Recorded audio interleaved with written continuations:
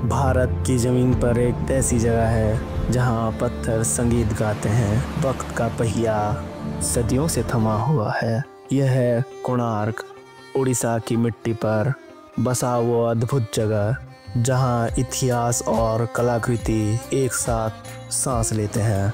दूर समंदर से आने वाले यूरोपियन सेलर्स इसे द ब्लैक पगोड़ा कहते थे।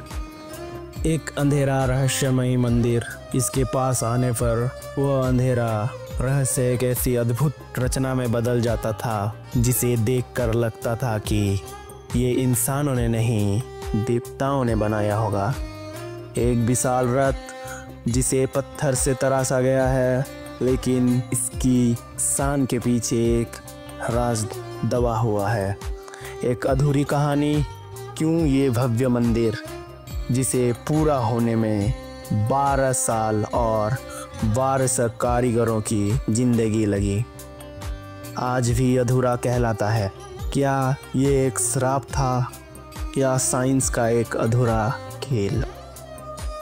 कहानी शुरू होती है 13वीं शताब्दी में ईस्टर्न गंगा डायनेस्टी के महान राजा श्री नरसिम्हदेव द फर्स्ट।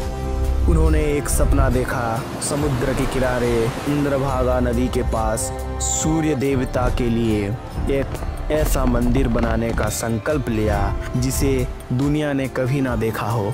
एक मंदिर जो कलिंग कला संस्कृति यानी आर्किटेक्चर का सबसे ऊंचा प्रतीक बनेगा। और ये कोई आम मंदिर नहीं था, ये खुद सूर्य देवता का रथ था। एक विशाल पत्थर का रथ जिसे 7 घोड़े खींच रहे थे, जो हफ्ते के 7 दिनों का प्रतीक थे। इस रथ के 24 विशाल पहिए थे। हर पहिया एक सनडायल जो दिन के 2400 घंटे का हिसाब बताता था। इस सपने को सच करने के लिए 1200 बेहतरीन कारीगरों की फौज काम पर लग गई। उड़ीसा के ईस्टर्न घाट से लाए गए खास पत्थर, मंदिर के लिए खोंडालाइट जिसमें बेहतरीन नक्काशी हो सके, नींव के लिए मजबूत लेटेराइट और मूर्तियों के लिए मूंगनी यानी क्लोराइट पत्थर। ये भारी भरकम पत्थर शायद नरसिंहपुर जैसे दूर दराज इलाकों से महानदी और उसकी सहायक नदियों के रास्ते लाए गए थे। सोचो, उस दौर में बिना किसी मॉडर्न मशीन के ये सब कैसे किया गया होगा। एक पूरा शहर बस गया सिर्फ इस एक मंदिर को बनाने के लिए। 12 साल लगातार इन कारीगरों ने अपना खून पसीना एक कर दिया। दिन को रात और रात को दिन बना दिया। मंदिर लगभग तैयार था, पर आखिरी काम बाकी था।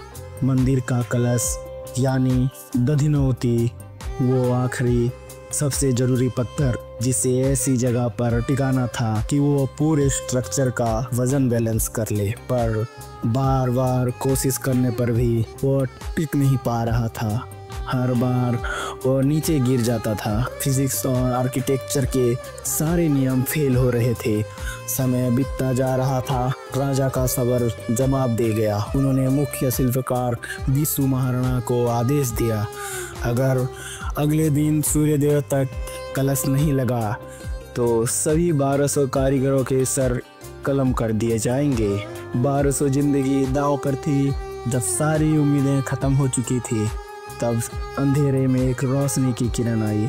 धर्मपदा, मुख्य शिल्पकार बिसु महाराणा का 12 साल का बेटा, एक ऐसा बच्चा जिसने अपने पिता को कभी देखा ही नहीं था, क्योंकि जब वो पैदा हुआ उसके पिता कोणार्क के काम पर जा चुके थे। उसने सिर्फ शास्त्र की वो किताबें पढ़ी थी जो उसके पिता घर पर छोड़ गए थे।